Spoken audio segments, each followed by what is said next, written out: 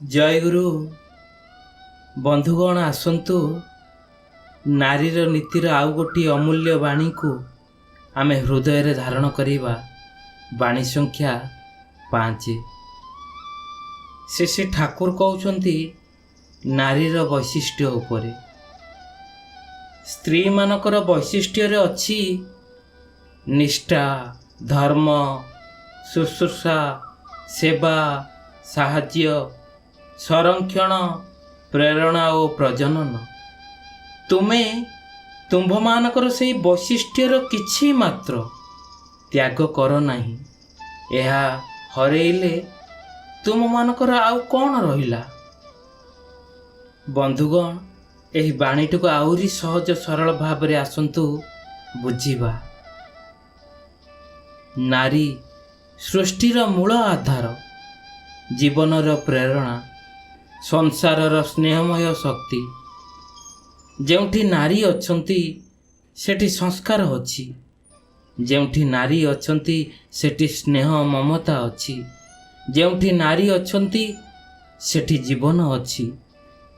ठाकुरंक भावभक्तिर आलोकरे नारीर वैशिष्ट्य केवल साधारण गुणटीए नुहे, सेगुड़िक हेउची सृष्टिर अविच्छिन्न शक्ति। ताहेला निष्ठा, धर्म, शुश्रूषा, सेवा, साहाय्य, संरक्षण, प्रेरणा और प्रजनन। ठाकुरंक कथार अर्थ हेउची तुमे तुम मानकर सेई वैशिष्ट्यर किछि मात्र त्याग कर नाही। यह हरेइले तुम मानकर आउ कौन रहिला। एही बाणी रे गभीर आवेग अछि, चेतावनी भी अछि एवं आदर्श जीवनर पथ मध्य भी अछि। एबे सेगुड़ी को बुझिबा को चेष्टा करिबा आवश्यक।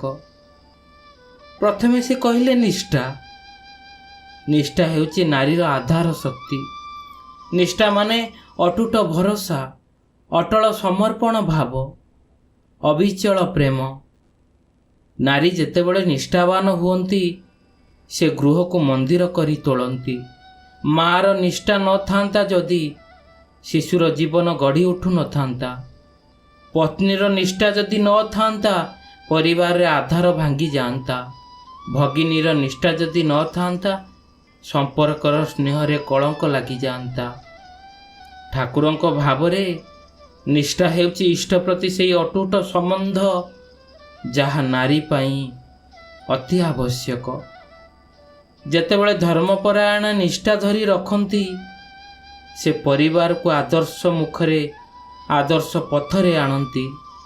निष्ठा हेउची तांकर श्रृंगार। यह हराइले संपर्क भांगी जाए। तापरे कहिले धर्म उपरे। धर्म हेउची जीवनर नियम और नीति। धर्म माने केवल पूजा पाठ नुहे बंधुगण। धर्म माने सत्य, सदाचार, नीति और आदर्श। नारी घरर धर्मर रक्षक। से शिशु को सत्य कहिबा शिखांती, मानवता शिखांती, भल मंदर भेद भाव शिखांती। ठाकुरंक भावरे धर्म छाड़ी जीवनर कौनसी मूल्य ही नहीं। जदि नारी धर्मरु विमुख हुअंती संस्कार अवनति हुए। धर्म हेउची तांकर दीप शिखा जहा घर को आलोकित करे। तृतीय रे कहिले शुश्रूषा, जहा स्नेहर स्पर्श को बुझाए। शुश्रूषा माने हेउची सेवारे भरिथिबा स्नेहमय आचरण। रोगी शिशु पाखरे जे राति राति उजागर रुहे से हेउची माँ। या हेउची तार शुश्रूषा। क्लांत परिवार को सांत्वना देउथिबा से हेउची पत्नी। या हेउची तार शुश्रूषा। ठाकुरंक भावादर्श रे शुश्रूषा माने जीवन को धारण कराइबार एक महान शक्ति। यह नारीर हृदयर स्वाभाविक गुण। जदि यही गुणटी न रहे ताहले कौनसी परिस्थिति रे संपर्क तिष्ठे नहीं। तापरे कहिले सेवा। सेवा माने निर्लोभ समर्पण भाव। सेवा हेउची नारीर पवित्र शक्ति। ସେବାରେ ଅଛି ନିର୍ଲୋଭତା, ସମର୍ପଣ ଭାବ ଓ ମାନବତା। ନାରୀ ଯେତେବେଳେ ସେବା କରନ୍ତି ସେ କୌଣସି ଲାଭ ଆଶା କରନ୍ତି ନାହିଁ। ଠାକୁରଙ୍କ ଭାବରେ ସେବା ହେଉଛି ଇଷ୍ଟ ସହିତ ସଂଯୋଗର ପଥ। ଯେଉଁଠି ସେବା ଅଛି ସେଠି ଭଗବାନଙ୍କର ଅନୁଭୂତି ଅଛି। ନାରୀର ସେବା ଭାବ ହିଁ ଘରକୁ ସ୍ୱର୍ଗ କରି ତୋଳେ। ତାପରେ କହିଲେ ସାହାଯ୍ୟର କଥା, ଯାହା ସହଯୋଗର ଆଧାର। ନାରୀ ହେଉଛନ୍ତି ପୁରୁଷର ସହଚରୀ, ପରିବାରର ସାଥୀ, ସମାଜର ସହଭାଗିନୀ। ସମାଜ ସାହାଯ୍ୟ ମାନେ କେବଳ ଶାରୀରିକ କାମ ନୁହେଁ, ମନୋବଳ ଦେବା, ଆଶ୍ୱାସନା ଦେବା, ପଥ ଦର୍ଶନ କରିବା। ଠାକୁରଙ୍କ ମତରେ ସାହାଯ୍ୟ ମାନେ ପରସ୍ପରର ଉନ୍ନତିର ପଥ। ନାରୀ ଯଦି ସାହାଯ୍ୟର ଗୁଣ ହରାଇ ଦିଅନ୍ତି, ପରିବାର ସମନ୍ୱୟ ଭାଙ୍ଗି ଚୁରମାର ହୋଇଯାଏ। ତାପରେ କହିଲେ ସଂରକ୍ଷଣ। ସଂରକ୍ଷଣର ଅର୍ଥ ହେଉଛି ସଂସ୍କୃତିର ରକ୍ଷଣ। ନାରୀ ହେଉଛନ୍ତି ସେହି ସଂସ୍କୃତିର ସଂରକ୍ଷକା। ସେ ପରମ୍ପରାକୁ ଧାରଣ କରନ୍ତି, ପରିବାରର ଆଦର୍ଶକୁ ରକ୍ଷା କରନ୍ତି, ସଂସ୍କାରକୁ ପିଢ଼ିରୁ ପିଢ଼ିକୁ ଆଗକୁ ବଢ଼ାନ୍ତି। ଠାକୁରଙ୍କ ଭାବରେ ସଂରକ୍ଷଣ ମାନେ ଜୀବନର ଧାରାକୁ ଅକ୍ଷୁର୍ଣ୍ଣ ରଖିବା। ଯଦି ଏହା ନଥାଏ ଜାତିର ଆଧାର ଦୁର୍ବଳ ହୁଏ। ତାପରେ କହିଲେ ପ୍ରେରଣା। ଏହି ପ୍ରେରଣା ହେଉଛି ଜୀବନର ଶକ୍ତିର ଉତ୍ସ। ନାରୀଟିଏ ସଦା ସର୍ବଦା ଅନ୍ୟକୁ ପ୍ରେରଣା ଦିଅନ୍ତି। ମା ପୁଅକୁ, ଶିକ୍ଷିକା ଶିଷ୍ୟକୁ, ପତ୍ନୀ ପତିକୁ।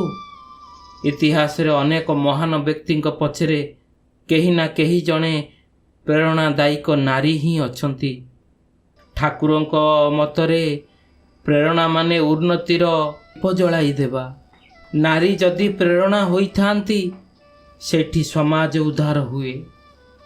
ନାରୀ ହେଉଛନ୍ତି ସୃଷ୍ଟିର ମୂଳ ଦ୍ୱାର। ସେ ନୂତନ ପିଢ଼ିକୁ ଜନ୍ମ ଦେଇ ସମାଜକୁ ଆଗକୁ ନେଇଯାଆନ୍ତି। ଠାକୁରଙ୍କ ମତରେ ପ୍ରଜନନ ପବିତ୍ର ଧର୍ମ। ଏହା ସହିତ ଜଡ଼ିତ ଅଛି ସଂସ୍କାର ଓ ଆଦର୍ଶ ଗଢ଼ିବାର ଦାୟିତ୍ୱ। ଠାକୁରଙ୍କର ଏହି ବାଣୀ ସମଗ୍ର ନାରୀ ଜାତିକୁ ଅତ୍ୟନ୍ତ ମହତ୍ତ୍ୱପୂର୍ଣ୍ଣ ଦିଗ୍ଦର୍ଶନ ଦେଇଛନ୍ତି, ତାଙ୍କ ମହିମାକୁ ସ୍ମରଣ କରାଇବା ପାଇଁ। ତୁମେ ତୁମମାନଙ୍କର ସେହି ବୈଶିଷ୍ଟ୍ୟର କିଛି ମାତ୍ର ତ୍ୟାଗ କର ନାହିଁ। ଏହା ହେଉଛି ତାଙ୍କର ସେହି ଆହ୍ୱାନ। ଯଦି ନାରୀ ସେହି ସବୁ ଗୁଣକୁ ହରାଇ ଦିଅନ୍ତି, ସମାଜର ଆଧାର ଅନେକ ଜାଗାରେ ଧ୍ୱଂସ ବିଧ୍ୱଂସ ହୋଇଯାଏ। ଯଦି ସେ ନିଜ ବୈଶିଷ୍ଟ୍ୟକୁ ଧାରଣ କରନ୍ତି, ପାଳନ କରନ୍ତି, ତେବେ ସଂସ୍କାର ଶୁଭମୟ ହୋଇ ଉଠେ। ନାରୀ ହେଉଛନ୍ତି ସେହି ମା, ସେ ହେଉଛନ୍ତି ସେହି ଶକ୍ତି, ସେ ହେଉଛନ୍ତି ସେହି ପ୍ରେରଣା। ତାଙ୍କ ନିଷ୍ଠାରେ ଅଛି ଶାନ୍ତି, ତାଙ୍କ ସେବାରେ ଅଛି ଆନନ୍ଦ, ତାଙ୍କ ପ୍ରେମରେ ଅଛି ମୋକ୍ଷର ପଥ।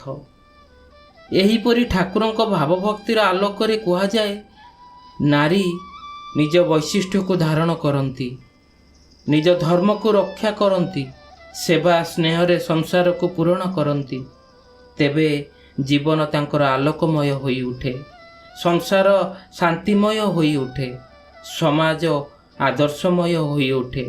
ସେଇଥିପାଇଁ ସମାଜରେ ସଦା ନାରୀ ଶକ୍ତି ପ୍ରତି ଦୃଷ୍ଟି ଦିଆଯାଇଛି। ହଁ ବନ୍ଧୁଗଣ, ଆଜିର ଏହି ଶିକ୍ଷଣୀୟ ବିଷୟଟି ଆପଣମାନଙ୍କୁ ଭଲ ଲାଗିଥିଲେ ଭିଡ଼ିଓଟିକୁ ଲାଇକ୍ଟିଏ କରନ୍ତୁ, କମେଣ୍ଟ ସେକ୍ସନରେ ଜୟଗୁରୁ ଲେଖି ଜଣାନ୍ତୁ, ପାଖରେ ଥିବା ବେଲ୍ ନୋଟିଫିକେସନର ଅଲ୍କୁ ପ୍ରେସ୍ କରନ୍ତୁ, ତାକି କାଲି ଠିକ୍ ଏହି ସମୟରେ ଆଉ ଗୋଟିଏ ସୁନ୍ଦର ବିଷୟଟି ନେଇ ଆସିବୁ। ସେ ପର୍ଯ୍ୟନ୍ତ ଜୟଗୁରୁ, ବନ୍ଦେ ପୁରୁଷୋତ୍ତମ।